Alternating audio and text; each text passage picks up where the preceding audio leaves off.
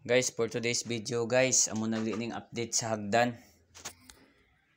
Ako ang isa lang labor ko. Amo ning agi namon sa isa ka adlaw. Isa ka adlaw, alas 4 naman.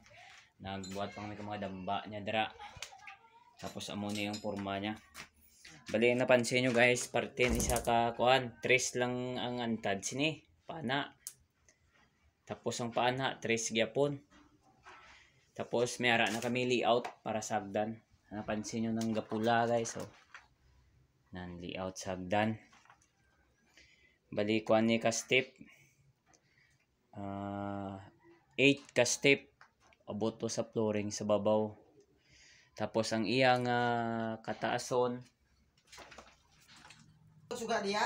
Ang iyang step sini guys. Ang step niya dire pakadto 10 inches. 10 inches siya.